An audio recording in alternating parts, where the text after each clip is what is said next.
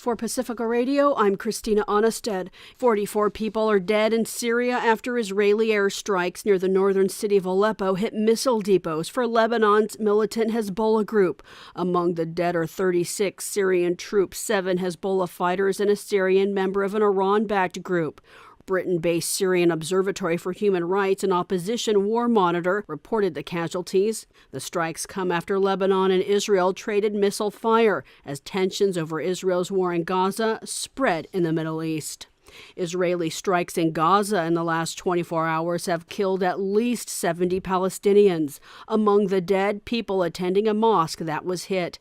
Meanwhile, a report by the United Nations Office for the Coordination of Humanitarian Affairs finds 67% of schools in Gaza will need major to full reconstruction.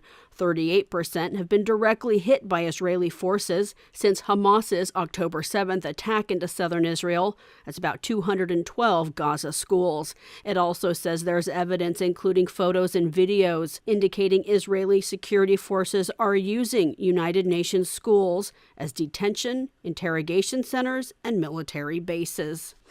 The reports come as the United Nations High Court ordered Israel to open more land crossings to allow for food, water, and fuel and medical supplies enter Gaza as part of 2 measures to prevent the appearance of a genocide there.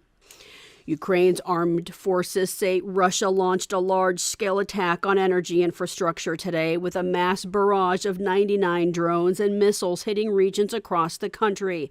Ukraine's Interior Ministry said air raid warnings continued through the night as a strike targeted 10 separate regions.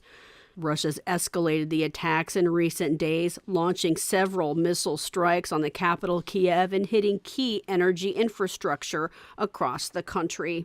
Today marks the 1-year anniversary of Wall Street Journal reporter Evan Gershkovich, who's been imprisoned in a Russian jail, and he'll be there longer. Earlier this week, a Russian judge ordered he remain behind bars pending trial to at least June 30th. The 5th extension of his detention. President Joe Biden released a statement today saying journalism is not a crime and that Gershkovich went to Russia to do his job as a reporter, risking his safety to shine the light of truth on Russia's brutal aggression against Ukraine, the president said. Russia alleges Gershkovich was acting on U.S. orders to collect state secrets, which he, the Journal, and the U.S. government deny. A group of Republican-led states are suing the Biden administration to block a new student loan repayment plan that provides a faster path to cancellation and lowers monthly payments for millions of borrowers. The lawsuit filed Thursday by Kansas's Republican Attorney General argues President Joe Biden overstepped his authority in creating the SAVE plan, which was made available to borrowers last year and has already canceled loans for some 150,000 student loan borrowers. The United Nations is considering a global wealth tax to address global wealth inequality and funding needs to combat climate change. Christopher Martinez reports. The UN's Economic and Security Council, or ECOSOC, devoted a special meeting to the subject of international cooperation on tax matters, and in particular, the role of net wealth taxes to promote equality and to pay for sustainable development. Net wealth taxes have been tried by several countries, but some have abolished them over time. Erica Payne is founder and president of the group Patriotic Millionaires, a network of millionaires working on the issue of concentrated wealth and power. Tax the rich, save the world. It is that simple. She says the patriotic millionaires are not more altruistic than other people. They're just greedy for a different kind of world than other rich people. You may not care how much money a person has, but you likely do care how much power someone has. When too much money turns into too much power, it threatens us all.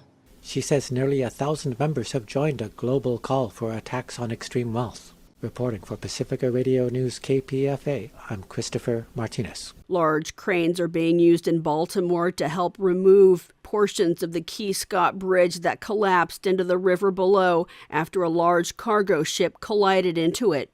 The Biden administration approved $60 million in emergency funding to help rebuild the Francis Scott Key Bridge in Baltimore. As a down payment, experts say it could take years and cost $400 million to fully restore.